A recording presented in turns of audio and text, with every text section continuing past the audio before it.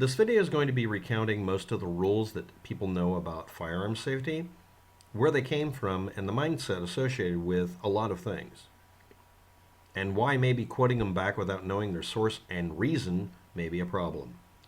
1930s Shanghai derived Cooperisms from police department there, dealing with organized crime, versus 1930s to 1940s evolution of this, dealing with war,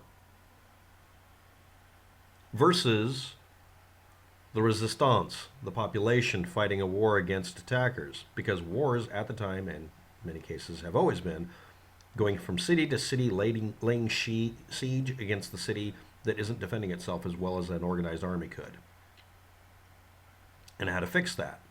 Let's discuss some 1930s Cooperisms. Let's first talk about conditions, readiness conditions in the weapon. We're talking about generally every weapon, but it's specifically for the Colt M1911 pistol and variants because that's the one that has enough complexity to take up most of them. Condition 0 is where you're about to fire the gun, the safety's off. If it has a hammer or a mechanism, it's already been readied, so it has the least amount of effort pulling the trigger. This is single action, maybe double action is your thing. I prefer double action.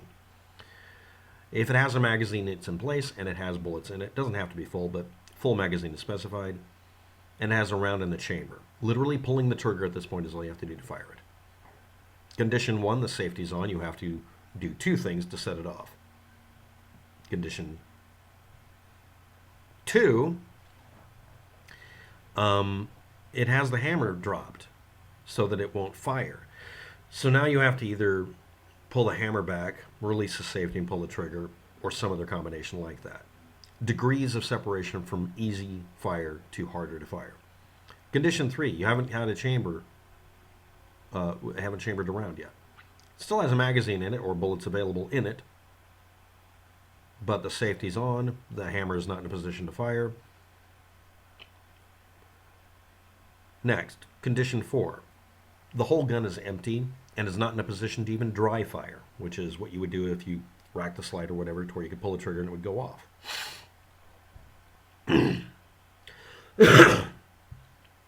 The emphasis by this is how safe it is, how not able to shoot anybody it is. Condition 5, I'm going to call it, is when you've safed the weapon, or you've cleared the weapon, and you're demonstrating it cleared. And at this point, this is when where you put in a little diddle stick to lock it in a mechanically open position to where it can't do anything. Many guns these days are made to where after you fire the last round, you can drop the magazine and it'll be in condition, I'm going to call it 5. It's locked open. You can observe by just looking at it, it can't fire. There's no bullet in the chamber, no magazine, and it's locked open so you can see it. And then I'm going to include another condition where it's dismantled. There's a joke about condition 9. That's when it's atomized. And it shows the transporter accident. So anyway, emphasis added by Cooperisms. A general purpose magazine fed, more than one shot in the gun, 30 caliber or larger, 7.62 millimeter or larger, utility rifle. General purpose, less than a meter long, 40 inches or less, 3 kilograms or 6.5 pounds or less. Slinged for a comfortable carry and firing, because you can use the sling to stabilize the rifle. Iron sights that have on a gun that is made to have a practical accuracy level of firing a 4-inch group of 3 shots at 200 meters for 2 minutes of angle or 600 feet away. The gun can shoot better than you can, but it can do that. That means that it has no more than 4-inch deviation at 2 football fields away if you put the thing in a clamp or on a vise and fire it. And he was specifying bolt action rifles because they force you to have all of these readiness states of the gun be isolated and make it to where when you pull the trigger, it's massive enough that you pulling the trigger doesn't move the gun very much. Needs to have a 3-position selector safety to disconnect the trigger, which should be at 3 pounds or less pressure requirement, rather than blocking the trigger. It should have a compact action, be as simple as possible. Again, he was referring to mostly bolt action. It could be semi-auto. It didn't matter to him. And it should have a forward mount capability for a 3-power scope so that you could actually get the next level of accuracy at 1,476 feet, max range for hunting, or 450 meters.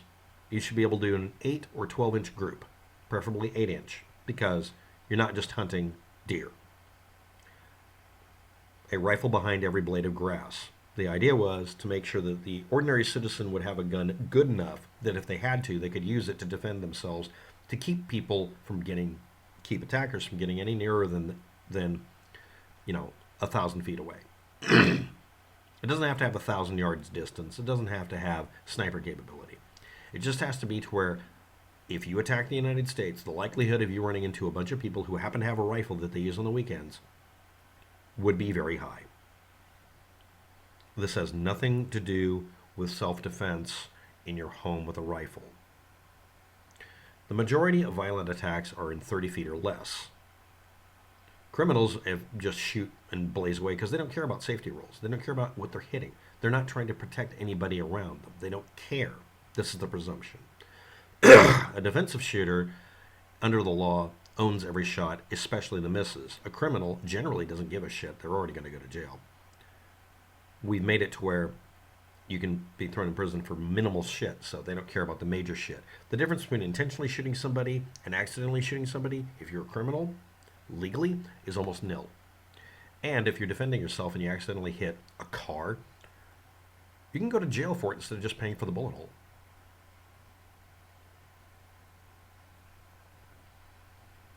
At close range, studies have shown that a naive shooter operating a gun that's very simple, or just simply in the condition 0 where you just pull the trigger, can do a headshot at eye level 99% of the time without ever actually touching a gun before that day. Not from observing TV, but from doing something instinctive, trying to get the gun away from them as far as possible, and aiming across the sight plane.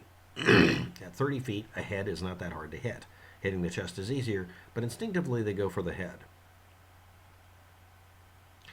See also court cases I'll be listing. Color-coded states of defense readiness that are part of a gun culture that was imported again from fighting a war or being a cop. Unless you're in a war or currently working as a cop, these are inappropriate. Prove me wrong. I'll sip my coffee cup symbolically here.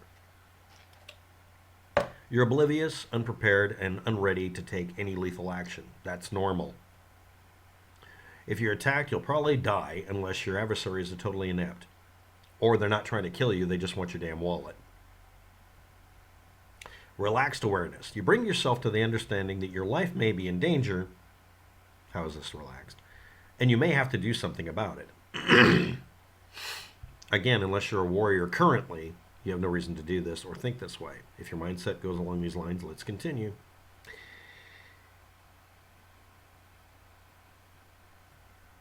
Possible threat. You have determined upon a specific adversary and are prepared to take action which may result in his death, but you're not in lethal mode. So you're in non-lethal mode, but you're prepared to kill somebody. Actual threat. You're in lethal mode, and you will, if circumstances cause you to do so, shoot. Does that sound like the lead-up of things you want to list off in a courtroom after you shot somebody in your underwear? How did they get in your underwear? I don't know. Let's not talk about the elephant in the room. Handguns. Suggestions by Cooperisms. Large caliber auto or manual reloading handguns, not semi-anything. It's semi-auto. Semi-auto what? Auto reloading, meaning if you fire it, it reloads automatically, or manual reloading. Bolt action. Use a 5-step draw stroke, improved from the 1940s FBI technique. You work for smoothness in action. Avoid wasted motion. It's very zen. 3-finger grip on the butt end of the gun. Support hand at the ready at chest. The gun is still in the holster. You're holding it like this. Everything else, like these, are outside of the holster. You're about to pull it up. You tilt it, shooting from the hip position by positioning it like this, but at your hip, right out of the holster. Watch a police officer draw. That means they can shoot when they're not really ready, but they're aiming at body movement type. The body aims, the eyes confirm. Next, get it to chest tuck position with both hands extended to the sternum level to meet with forearms at the side. The natural position you're going to bring it to where you can do this, or have it at chest level. It's chest level. Low ready. Next step, extend your arms, bring them to eye level, and put them up on target, which is what everybody does instinctively. They just don't do the other steps. Each of these steps allows you to be able to shoot it from the hip, shoot it from the chest, shoot it from the eye level. 3 shooting positions with progressively better aim. It's shit aim shooting from the hip, but you can at least get a shot off. If you're being attacked and you can't bring it up, you're probably already close enough. This is something someone realized. You are now in the up on target position and weaver stance naturally. Most people adopt it by accident. These are instinctive functions. You have to practice it though. Firm isometric grip on the pistol. You can now exploit this as a consistent draw that places the pistol on target without you trying.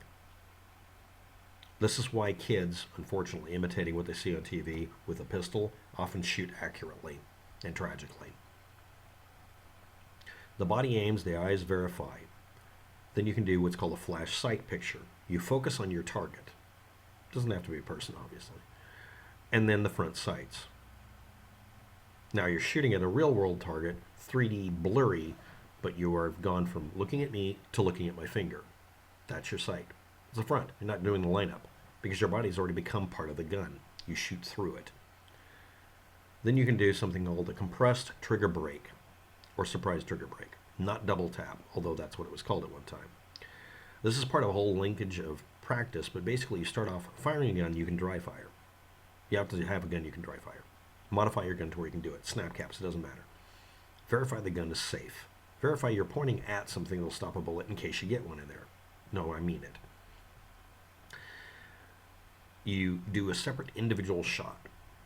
As you pull the trigger, you realize how shaky your hands are. Get to where you can get the gun not to move.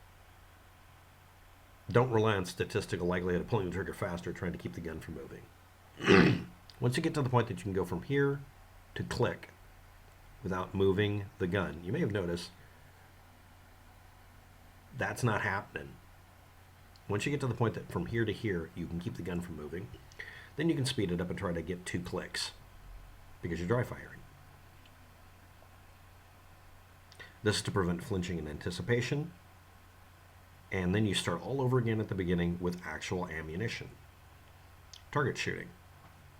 You have to get rid of the movement first because it's a pistol, it's not a rifle. It's a lot harder to keep it on target. You'll be surprised how much if you pay attention. Then you get to the point, if you can, slow and steady, 2 inches between shots. Get a 4-inch group at a target at shooting distances. Then you start all over again and do it faster so you can hammer both of the firings as fast as possible. And you might get good enough to make an 8-inch group at 30 feet, not thousands of feet away. Quotes. Your daily practice draw will quickly develop the skill without conscious thought. So you turn into an automatic aiming and firing turret.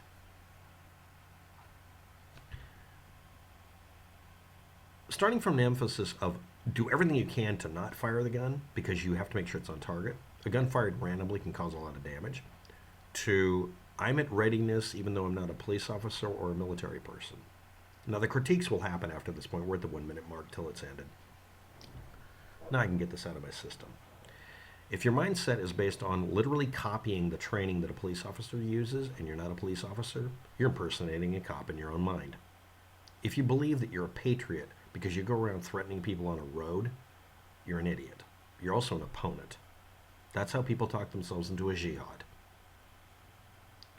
If your job is a security person, police officer, or military person, we all appreciate you protecting the rest of us.